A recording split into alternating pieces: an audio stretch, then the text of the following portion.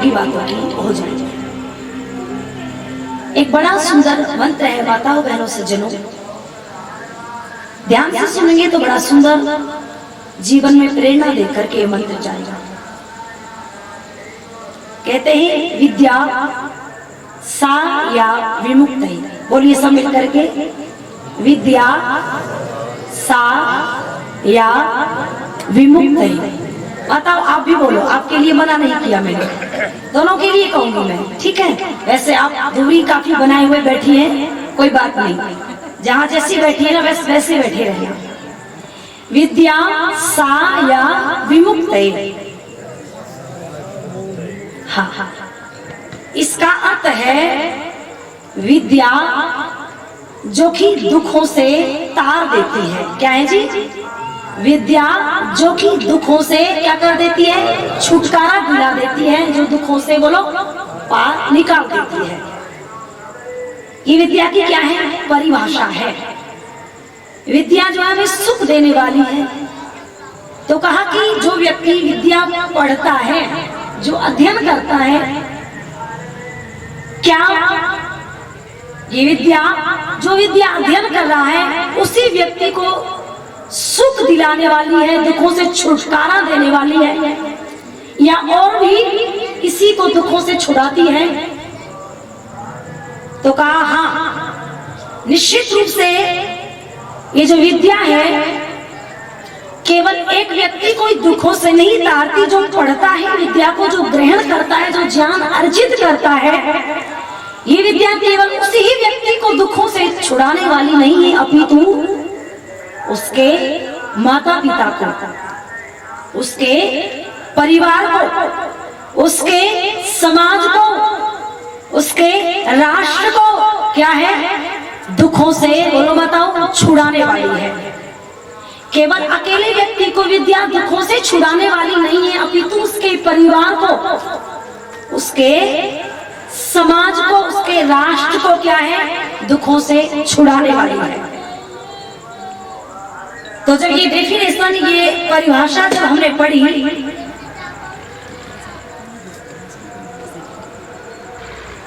ये परिभाषा जब मैंने पढ़ी और पढ़ करके जब थोड़ा सा विचार किया,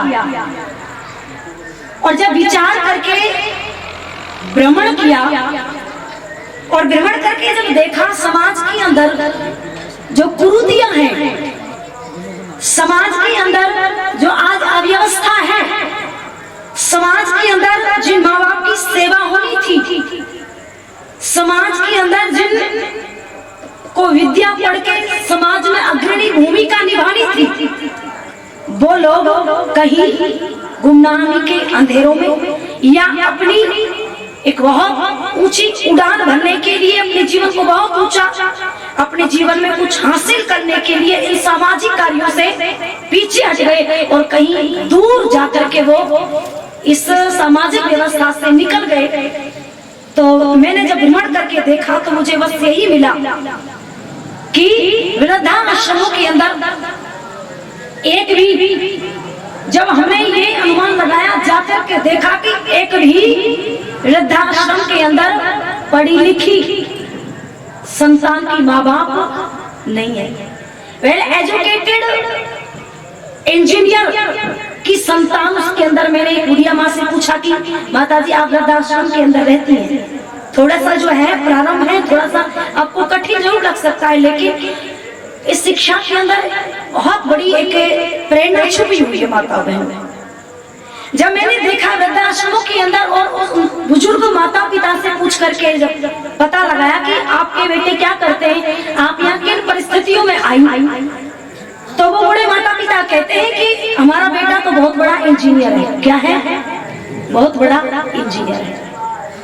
मैंने और पूछा आगे चल के कि बाबूजी ये बताइए कि आपका बेटा क्या करता है, तो उसने ये जवाब दिया कि मेरा बेटा भी अमेरिका के अंदर बहुत बड़ा डॉक्टर है। हमने और पूछा, उस वृद्धाश्रम के अंदर बहुत सारे बुजुर्ग रहते, एक वृद्धाश्रम नहीं, भारत के अंदर लाखों की संख्या में वृद्धाश्रम खुले हुए। मैंने पूछा माताजी आपके बेटे क्या करते, तो कहा दुबई के अंदर बहुत बड़ा बिजनेस है। तो वहाँ जो गणना निकली जब पूछताछ की गई तो पता चला कि उस वृद्धाश्रम के अंदर केवल एक वृद्धाश्रम की बात कर रही हूँ, लेकिन ये एक वृद्धाश्रम की बात नहीं है, अपितु जितने भी वृद्धाश्रम लाखों खुले हुए हजारों, उन सभी हजारों लाखों वृद्धाश्रमों की ये क्या है, चर्चा है, गणना है कि उन वृद्धाश्रमों के अंदर रह रहे बूढ़े बुजुर्ग किसी भी अनपढ़ संतान के माँ बाप बोलो नहीं है, किसी रिक्शा चलाने वाले बेटे की संतान बोलो नहीं है, खेती करने वाले किसी भी किसान की बोलो माता पिता नहीं है, सारे के सारे वेल एजुकेटेड जो आपको कहते हैं, जिन्होंने बहुत बड़ी उपलब्धि प्राप्त करने के लिए अपने जीवन में पढ़ाई के बहुत ऊंचे आयामों को छुआ, और पढ़ाई किसने, माता पिता ने। जिन माता पिताओं ने ऊंचाई दिलाई बच्चों को, वही माँ बाप को भूल करके बोलो कहाँ चले गए, अपने बिजनेस में चले गए, अपने डिपार्टमेंटों में चले गए और माता पिता को भूल गए। आदरणीय भाई बता रहे थे माँ को 4 मंजिल से ही बोलो नीचे गिरा दिया। अच्छा माताओं बहनों सज्जनों, ये हुआ क्यों, थोड़ा सा विचार करेंगे आप लोग। विद्या कहाँ है, एक तरफ की दुखों से छुड़ाने वाली है, क्या है, विद्या दुखों से छुड़ाने वाली है। तो ये ऐसा क्यों हुआ, अनपढ़ तो नहीं थे, वेल एजुकेटेड, डॉक्टर, कोई इंजीनियर, कोई बहुत बड़ा व्यापारी। विद्या जब दुखों से छुड़ाने वाली है तो वृद्धाश्रमों के अंदर ये बुजुर्ग जो जा रहे हैं, ऐसा हुआ क्यों हुआ, तो कहा ऐसा तो होना ही था। क्यों जी, ऐसा तो होना ही था। क्यों होना था, क्योंकि जो शिक्षा हमने अपने बच्चों को दिलाई, वो शिक्षा केवल और केवल एक दिन ही माँ बाप का सम्मान करने वाली है। और वो संस्कृति, वो सभ्यता कौन सी है, अपने पूर्व की संस्कृति नहीं, अपने आर्यभट्ट की संस्कृति नहीं, अभी तो कहाँ की संस्कृति है बोलो, पश्चिम की संस्कृति। और आपने देखा होगा, प्रतिदिन आप देखते हैं सूर्योदय कहाँ से होता है, पूर्व से होता है, लेकिन पश्चिम में जाता है तो क्या होता है बोलो, छिपता है, अस्त होता है। ऐसे ही हमारे संस्कार जो है भारत से क्या होते हैं बोलो, उदय होते हैं। संस्कारों की जननी है ये भारत माता। यदि भारत माता के संस्कारों को, इस देश की संस्कृति को हम तिलांजलि देते हैं और पश्चिम की तरफ जब दौड़ते हुए जाते हैं तो वहाँ केवल और केवल क्या मिलेगा, अस्त मिलेगा, वहाँ केवल और केवल क्या मिलेगा, विनाश मिलेगा। वहाँ कभी उन्नति बोलो मिल नहीं सकती, वहाँ कभी माता पिता की बोलो सेवा मिल नहीं सकती। वो लोग तो केवल एक ही बात सिखाते हैं कि एक दिन साल में तुम क्या मना लो, happy Mother's Day, only 1 day, happy Father's Day, only 1 day, happy Mother's Day. केवल उनको यही तो सिखाया जाता है। और आप भी यहाँ चारों तरफ, आज हम गए बूढ़ा, पिपलिया मंडी, जगदीश जी, कितने स्कूलों का निर्माण चल रहा है, इंग्लिश मीडियम है जी। सबसे अधिक पैसा यदि लगाया जा रहा है एजुकेशन प्राप्त कराने के लिए बच्चों को, है जी। सबसे बड़ा मैं उसको विद्या प्राप्ति का साधन नहीं कहूंगी, उसे बिजनेस का साधन कहूंगी, है। इंग्लिश मीडियम जितने भी स्कूल खुल रहे हैं, सबके सब क्या है बोलो, बिजनेस का एक अपना साधन खड़ा कर रहे हैं। और उन स्कूलों में भर भर के बसें जाती हैं। ये माताएं भी, आप भी, सब अपने बच्चों को टाई बेल्ट लगा करके, बस्ता भारी सा उसके पीठ पर लाद करके उस पर झिलता नहीं है वजन। बच्चे के पीठ पर जो बोझ तुम लादते हो वो झिलता नहीं है उसको, लेकिन बस में बैठा देते हो। वहां से बच्चा जब आता है और अनपढ़ माँ को ये कह देता है हैप्पी मदर्स डे मॉम, तो ये माँ बस सुन करके कुत्ता हो जाती है और ये सोचती है अरे मेरा बेटा तो अंग्रेज बन गया है।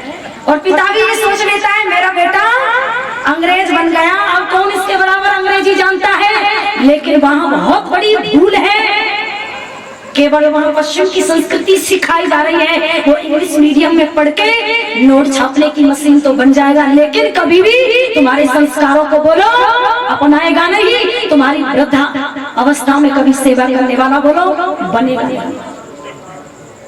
इसलिए हमारी संस्कृति क्या है, हमारी जो सभ्यता है वो क्या है, संस्कृति प्रधान है। और उनकी क्या है, उनकी भूलो है जी। एक दिन सम्मान कर लो, लेकिन हमारे यहाँ एक दिन सम्मान करने की नहीं, हर रोज प्रतिदिन यहाँ सम्मान करने की सभ्यता है। इसलिए रामायण की चौपाइयों के द्वारा ये संदेश लोगों को दिया जाता था कि प्रातः काल उठ के रघुनाथा माता पिता गुरु नावई बोलो माता।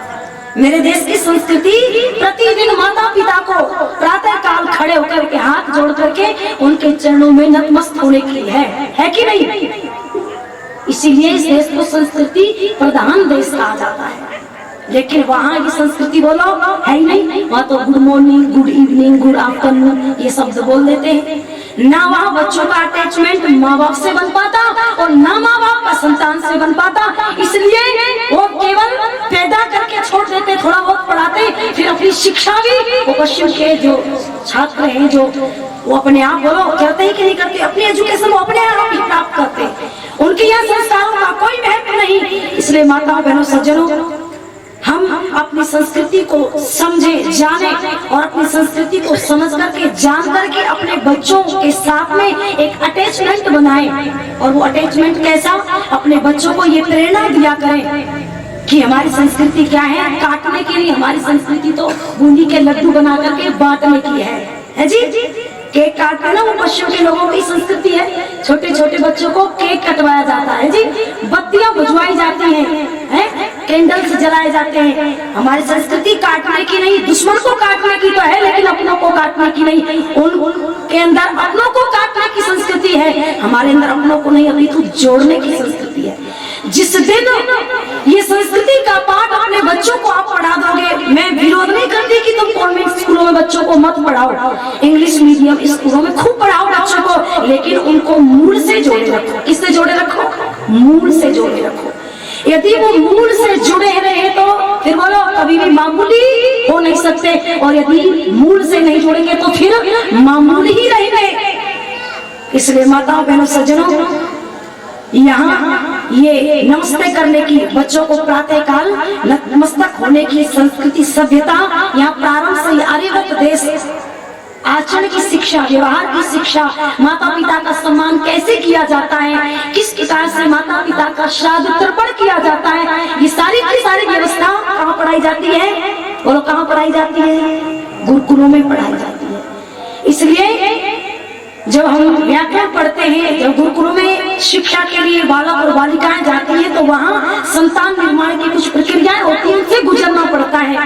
और क ख ग घ ये पढ़ा है ना अपने वर्णमाला, तो इसमें एक है ग, और इस ग से 4 शब्दों का निर्माण हुआ।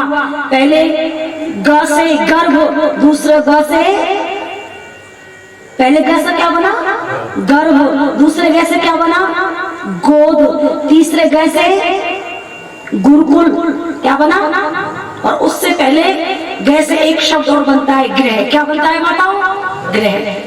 यानी पहले तो हमारे यहाँ जब जीवात्मा माँ के गर्भ के अंदर आता है, संतान का निर्माण वहीं से प्रारंभ हो जाता है। जो संस्कार माँ गर्भ के अंदर ही, बोलो संस्कार माता, ये मत सोचना कि बच्चा पैदा हो जाता है तो प्रारंभ होते हैं। गर्भाधान संस्कार कौन सा है? पहला संस्कार है। बच्चे का यदि निर्माण करना है तो वो जन्म देने के बाद में, अभी तुम गर्भ से ही क्या प्रारंभ हो जाता है? बोलो संस्कार प्रारंभ हो जाता है। जैसे माँ की विचार, जैसे माँ का खान पीन, जैसे माँ का रहन सहन, जैसे माँ की विचार शक्ति पवित्र होती है, भावनाएं पवित्र होती हैं, उतनी विचार शक्ति मजबूत, उतनी संस्कार मजबूत बोलो गर्भ के अंदर संतान के होते जाते हैं। और फिर बच्चा कहाँ जाता है माताओं? गोद में आ जाता है।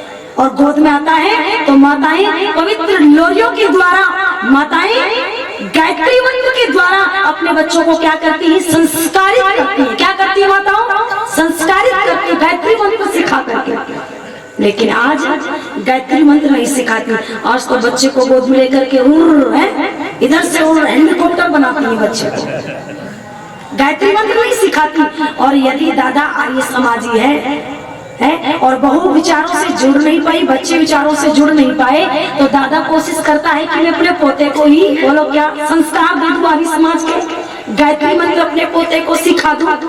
तो इस दादा ने बड़े लाड से, बड़े चाव से अपने पोते को गोद में उठाया और गोद में उठा करके इसने उसको गायत्री मंत्र सिखाना चाहा। गायत्री मंत्र बुलवा रहा है अपने छोटे से पोते से तो एकदम से पढ़ी लिखी नौजवान जो है एजुकेटेड बहू आती है और आकर के अपने बेटे को ससुर की गोद में से उठा लेती है और कहती है उठा करके, अच्छा इसे बाबा जी बनाना चाहता है बाबा जी। गायत्री मंत्र सिखा के इसे बाबा जी बनाना चाहता है। माताओं बहनों सज्जनों, ये क्या है बोलो? ये संस्कार नहीं, क्या है ये? बच्चों को बोलो बिगाड़ने का कार्यक्रम चल रहा है। इसलिए माताओं बहनों, यदि अपने जीवन को अच्छा बनाना चाहते हो, समाज को अच्छा बनाना चाहते हो, राष्ट्र को अच्छा बनाना चाहते हो, और राष्ट्र से पहले यदि अपने परिवार को अच्छा बनाना चाहते हो, संस्कारवान बनाना चाहते हो, तो निश्चित रूप से हमें अपने घरों में बोलो संस्कार बोलो करवाने होंगे। संस्कारों से ही व्यक्ति क्या बनता है? महान बनता है।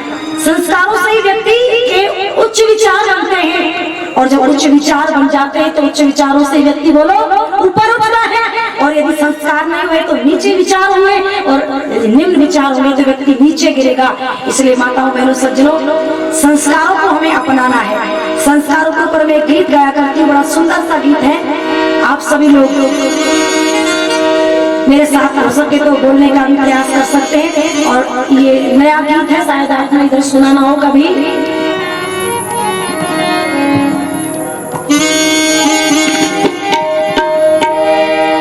मेरी बहनों सोने संस्कार गया, बालक को देवी बना, आस्था पूरी दिखला, मेरे सोने संस्कार गया, बालक को देवी बना, आस्था पूरी दिखला,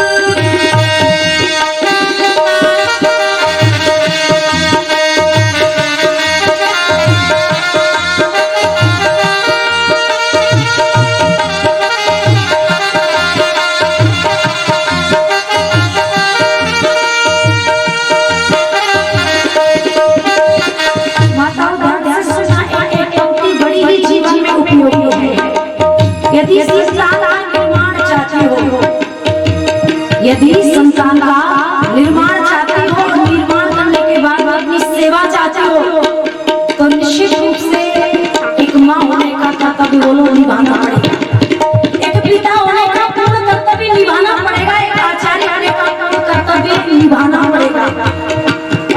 आपने देखा होगा निश्चित रूप से मनुष्य के अंदर कौन सा ज्ञान पाया जाता है? नैमित्तिक, यानी दूसरे के द्वारा बोलो सीखा हुआ। किसके द्वारा बोलो? दूसरों के द्वारा सीखा हुआ ज्ञान, उसको कहते हैं नैमित्तिक। और एक होता है स्वाभाविक। स्वाभाविक कहते हैं जो किसी के बोलो सिखाने से नहीं आता, तो स्वतः। और ये ज्ञान किसके अंदर पाया जाता है? ये ज्ञान पशु पक्षियों के अंदर पाया जाता है। और आपने देखा होगा गाय का जो बछड़ा होता है, जब गाय ब्याती है, आप सब लोग किसान बैठे हो, गाय जब ब्याती है तो गाय का जो बछड़ा है, वे भैंस के कटने की बात नहीं कर रही हूँ, तो 2-3 घंटे पड़ा ही रहता है, उसको तो बोलो बांधने की भी आवश्यकता नहीं। मैं गाय की बात कर रही हूँ। गाय का बछड़ा 2 घंटे पहले जिसने जन्म लिया है, उसे आप ले जाना और समुद्र में या पानी के तालाब में छोड़ देना। उसको माता मैंने सिखाया नहीं किसी ने अभी की तैरना कैसे, गाय ने पेट के अंदर सिखाया है जी ना, आपने सिखाया, लेकिन वो अपने आप ही बोलो उसमें से तालाब में से तैरता हुआ निकल जाता है, सिखाया नहीं। लेकिन यही प्रक्रिया हम मनुष्य के बच्चों के साथ करने लग जाए। बच्चा जन्म के बाद तो आप छोड़िए, यदि 18, 20, 25 साल का नौजवान भी हो जाए हट्टा कट्टा, और यदि तैरना ना सिखाया गया हो, यदि तैरना ना सिखाया गया हो, तो 25 साल का भी नौजवान बोलो उस तालाब में से निकल नहीं पाएगा, डूब जाएगा। ये क्या है? ये नैमित्तिक ज्ञान यानी सीखा हुआ। किसके द्वारा? माता पिता आचार्य के द्वारा। जो सांसारिक व्यवहार व्यक्ति सीखता है, बच्चा सीखता है, वही तो करता है। क्यों जी? जैसा देखता है बच्चा वैसा ही तो करता है। माँ बाप जैसा अपने माता पिता के लिए करते हैं, वो सारी प्रक्रियाओं वो छोटा सा बालक देखता है तो वो भी तो वैसा ही करता है। क्यों जी? करता है कि नहीं करता? निश्चित रूप से करता है। इसलिए माताओं के संस्कारों का बहुत बड़ा महत्व है। जैसा तुम बच्चे को बनाना चाहोगी ना माताओं, वैसा ही बन जाएगा। लेकिन घर में वो वातावरण तो पहले हमें तैयार करना होगा। क्यों जी? यदि आपको अच्छी फसल चाहिए, क्यों जी? यदि आपको अच्छी फसल चाहिए तो उस अच्छी फसल के लिए आपको पहले खेती तो अच्छी फसल के लायक बोलो बनानी पड़ेगी। उसमें ऐसा नहीं आप जाकर के बीज डाल दो और ट्रैक्टर चला दो, पानी दे दो, बस फसल अच्छी हो जाएगी, नहीं होगी। जिस प्रकार से एक अच्छी फसल प्राप्त करने के लिए किसान को बहुत अच्छी प्रक्रियाओं से गुजरना पड़ता है। पहले पानी देता है, निराई गुड़ाई करता है, उसमें से जो गलत चीजें हैं उनको निकालता है निराई गुड़ाई के माध्यम से। बिल्कुल जब वो खेती के लायक हो जाती है, बीज डालने के लायक भूमि, तभी तो उसमें बीज डालता है और फिर भी निराई गुड़ाई करता है जी। फसल जैसे ही ऊपर की तरफ आती है, पौधे निकलते हैं जमीन में से, तो उसके साथ में और अन्य खरपतवार भी होला। कितनी सावधानी के साथ में किसान जो है खेती को बोलो करता है, निराई गुड़ाई करता है, लेकिन फिर भी खरपतवार आ जाती है। इसी प्रकार से संतान का निर्माण करने के लिए जितनी उत्तम क्रियाएं हैं, मनुष्य सारी उत्तम क्रियाओं को करे। निश्चित रूप से यदि अच्छी संतान चाहिए तो जैसे अच्छी फसल किसान को चाहिए तो अच्छी बोलो प्रक्रिया से गुजरना पड़ेगा। ऐसे ही यदि अच्छी संतान चाहिए, माता पिता भक्त संतान चाहिए, बेटा चाहिए, यदि राष्ट्र के जो ऊपर आहूत हो जाए, राष्ट्र के लिए अच्छा विचार रखने वाला बेटा आपको चाहिए, समाज में अच्छे कार्य करने वाला बेटा आपको चाहिए, यदि अच्छी बेटी चाहिए, पिता का नाम रोशन करने वाली, माँ का नाम रोशन करने वाली, तो बोलो आपको भी उस प्रक्रिया से गुजरना पड़ेगा, आपको भी घर का माहौल ऐसा करना पड़ेगा, बड़ा ही पवित्र करना पड़ेगा। बहुत सुंदर विचार माता पिता के जब होते हैं, ऋषि तो कहते हैं कि बच्चे के जन्म से पहले 25 वर्ष तक माता पिता क्या करें, माता पिता क्या करें, तैयारी करें संतान निर्माण के लिए। आजकल तैयारी होती है कि संतान निर्माण की, आजकल तो बिना गुण कर्म स्वभाव क्या जी देखे हुए बच्चों की शादी हो जाती है, उम्र भी पूरी नहीं होती। और दहेज की कुछ क्षेत्रों में तो ऐसी बुरी आदत है, ऐसी बुरी कुप्रथा है जी, जैसे टिंडे, भिंडी, पालक, गोभी है, जैसे मंडी में बिकते हैं ना, ऐसे ये लड़के बिकते हैं। आपके यहाँ का तो मुझे पता नहीं, वैसे ज्यादा है नहीं, लेकिन हमारे उधर जाकर के आप लोग देखो है, बोलते जी डॉक्टर के क्या रेट चल रहे हैं, इंजीनियर के क्या रेट चल रहे हैं। ऐसे गुण कर्म स्वभाव नहीं मिलाते बच्चों के, यदि गुण कर्म स्वभाव ऋषि कहते मिलाकर के यदि विवाह किया जाए तो फिर उनके द्वारा उत्पन्न संतान भी कैसी होगी, बोलो महान होगी, देशभक्त होगी, माता पितृ भक्त होगी। लेकिन पहले यहाँ जो वर और वधू है, जो माता पिता है, वही माता पितृ भक्त नहीं है, वही समाज भक्त नहीं है, वह राष्ट्र भक्त नहीं है, तो संतान कैसे बनेगी। इसलिए हमारे यहाँ संस्कारों का बड़ा ही महत्व था। विवाह संस्कार बड़े ही सुंदर तरीके से पिता बड़ा उत्तम वर देख करके अपनी बेटी जैसी है वैसे ही वर देखता था, उसके गुण कर्म स्वभाव उससे मिल रहे कि नहीं मिल रहे, तब जाकर के वो विवाह संस्कार बोलो किया करता था। और पहले दहेज में गाड़ियां नहीं दी जाती थी, पहले क्या दिए जाते थे, संस्कार दिए जाते थे। आज तो माताएं कह देती है बेटी ये ले मैंने तुझे दे दी कार, अब किसी की मत सुनना चाहिए। और ये मोबाइल तो ऐसा चल गया है जी, बेटी से पल पल की खबर रखती है, बेटी आज क्या सब्जी बनी है, आज कौन मेहमान आया।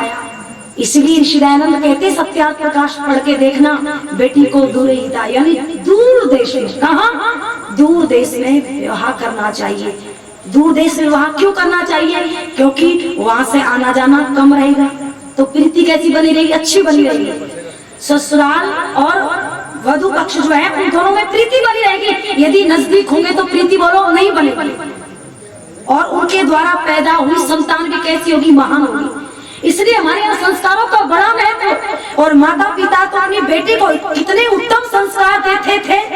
आप आर्य समाज का सत्संग सुनते हो, कनवटी में आर्य समाज का कार्यक्रम प्रतिवर्ष होता है, और आप लोग तो बड़े ही बोलो सौभाग्यशाली हो जो आर्य समाज का कार्यक्रम आपको सुनने के लिए मिल रहा है जी। ये तो परमात्मा की कृपा है आपके ऊपर, वरना लोग राधा स्वामी का सत्संग, कहीं धन धन सतगुरु तेरा ही आसरा, तू ही पियर तू ही सासरा है, ऐसे सत्संग भी बहुत चल रहे।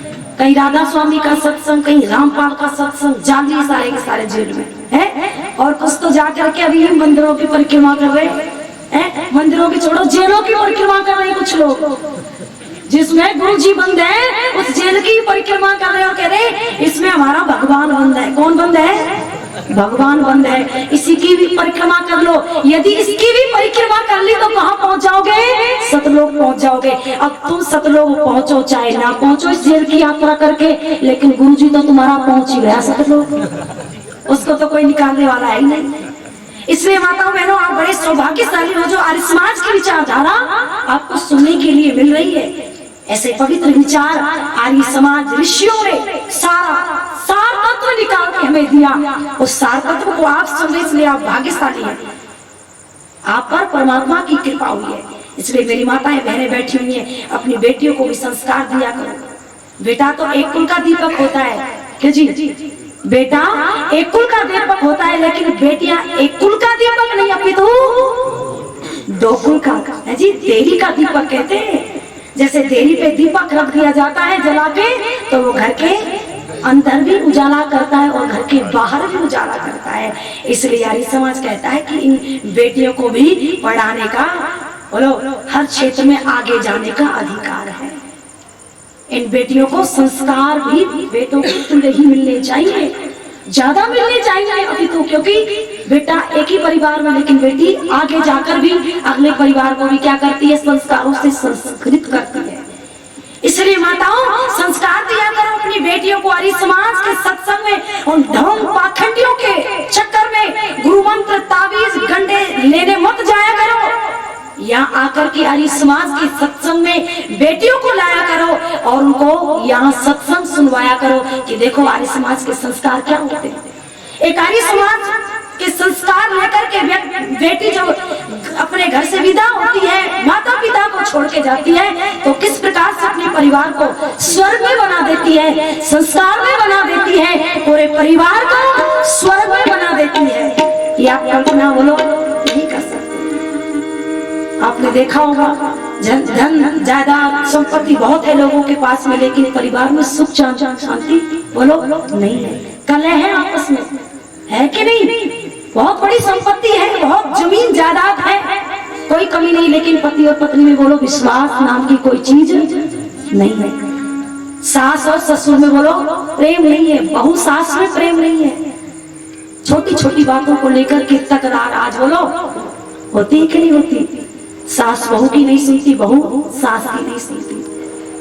छोटी छोटी बातों को लेकर के झगड़ा होता है। इसलिए माताओं बहनों, यदि अपने परिवार को स्वर्ग बनाना चाहती हो, स्वर्ग कहीं चौथे या पांचवें सातवें आसमान पे नहीं है। स्वर्ग कहाँ है बोलो, बताओ माताओं, स्वर्ग कहाँ है? कहा जहाँ सुख और सुख विशेष की सामग्री है, जहाँ पति पत्नी आपस में बोलो प्रेम से रहते हैं, जहाँ एक बहू अपनी सास को माता के तुल्य मानती है। किसके तुल्य? माँ के तुल्य। और एक सास अपनी बहू को क्या मानती है बोलो? बेटी मानती है। पति और पत्नी में विश्वास इतना कि जिसे कोई तोड़ नहीं सकता। जब जहाँ ये सारी क्रियाएं होती है, निश्चित रूप से वही क्या होता है, घर स्वर्ग के समान होता है। इसलिए माता पिता अपनी बेटी को विवाह संस्कार के समय बहुत सुंदर सुंदर उपदेश देते थे। तो वो बेटी जब पिता के कुल से विदाई लेकर के जाती थी, तो एक आंख में अपनी माँ को और एक आंख में अपने पिता को बसा करके अपने घर के दहलीज को पार करती थी।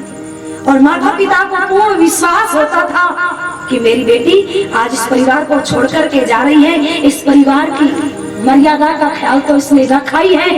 विश्वास होता था माता पिता को कि ये जिस घर में जा रही है उस घर की मान मर्यादा का बोलो ख्याल रखेगी, कभी मुझ तक शिकायत नहीं आने देगी। और जब बेटी विदा होने लगे तो उस समय पिता का कलेजा हृदय को आने लगता है, माँ तो फूट फूट कर रोने ही लगती है। और एक पिता जो अपनी बेटी से प्रेम करता है, सज्जनों सच बताना, एक पिता जो अपनी बेटी से प्रेम करता है शायद माँ भी नहीं कर पाती। फर्क यह है कि पिता बोलो कह नहीं पाता और माँ बोलो कह देती है। एक पिता अपनी बेटी को विदाई के समय देखता है, आंखों में आंसू भरता है और बार बार अपने आंसू को पोंछ लेता है, ये सोच करके कि कहीं लोग मुझे देख ना ले, मैं कहीं कमजोर ना हो जाऊं, क्योंकि पिता को क्या बताया मजबूत रहना चाहिए। इसलिए वो अपने आंसू को पूछता है बार बार, और बेटी जिस दरवाजे से निकलती है उस दरवाजे पर आना नहीं चाहता। लेकिन जितना दुख पिता का होता है मैं समझ सकती हूँ कि वो दर्द माँ को नहीं होता होगा। इसलिए माता पिता बड़ा सुंदर उपदेश देते हुए, अपनी बेटियों को उपदेश देते हुए, संस्कार देते हुए अपने घर से विदा करते थे। और क्या गीत गाया करते थे? ऐसे गीत गाया करो क्या, छोड़ कर चली है बेटी बाबुल टांगना, छोड़ कर चली है बेटी बाबुल टांगना, सखी